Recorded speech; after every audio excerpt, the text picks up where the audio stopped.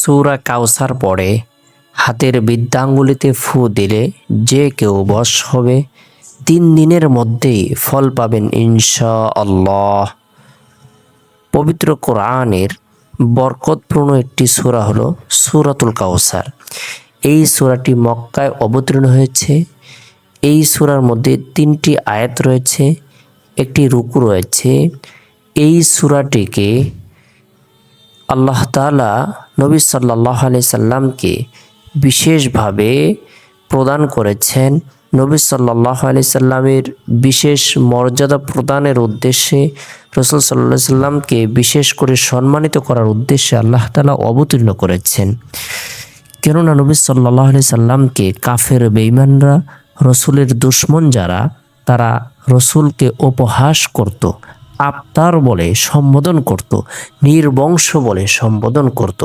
কিন্তু আল্লাহ পাক রব্বুল আলামিন নবী সাল্লাল্লাহু আলাইহি সাল্লামকে সান্ত্বনা প্রদান করলেন। নবী সাল্লাল্লাহু আলাইহি সাল্লামের হতাশা দূর করে দিলেন। আল্লাহ তাআলা পেরেশানিকে দূর করে দিলেন। এই সূরার শুরু থেকে নিয়ে শেষ পর্যন্ত আল্লাহ পাক রব্বুল আলামিন বলেন, বিসমিল্লাহির রহমানির রহিম। শুরু করিতেছি আল্লাহ তাআলার নামে, যিনি পরম করুণাময়, অতিশয় দয়ালু। ইন্না আ'তাইনাকাল কাউসার, নিশ্চয় আমি আপনাকে হাউজে কাউসার দান করেছি।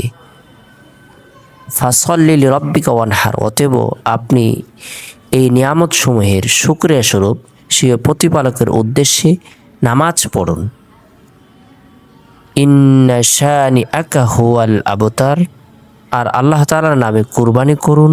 নিঃসন্দেহে আপনার দুশমনই বেনাম নিশানা হবে, সে লেজ কাটা হবে, তারাই ধ্বংস হবে। আল্লাহ তাআলা আপনার নাম কিয়ামত পর্যন্ত অব্যাহত রাখবেন। নবী সাল্লাল্লাহু আলাইহি সাল্লামকে সম্বোধন করে বলা হয়েছে, আপনি আপনার প্রভুর উদ্দেশ্যে সালাত আদায় করুন, কুরবানি করুন, জিকির করুন, দোয়া করুন, তাসবিহ পাঠ করুন, অর্থাৎ সকল ইবাদত বন্দেগী আল্লাহ তাআলার জন্যই করুন। তাই আমরা আমাদের সকল ইবাদত বন্দেগীর উদ্দেশ্যকে ঠিক করে নেব, আল্লাহ তাআলার উদ্দেশ্যেই সকল ইবাদত বন্দেগী করব। যারা শত্রুর ভয়ে আতঙ্কগ্রস্ত রয়েছেন, অথবা আপনার প্রতিবেশী হিংসা বিদ্বেষ করছে, আপনার বন্ধু আপনার ক্ষতি সাধন করছে, আপনার স্ত্রী আপনার থেকে দূরে সরে যাচ্ছে, যে কোনো ব্যক্তি যদি আপনার থেকে দূরে সরে যেতে চায়, সেটা আপনার ঘনিষ্ঠ হোক অথবা দূরবর্তী কেউ হোক, আপনি যদি তাকে কাছে পেতে চান, সে কাছে থাকুক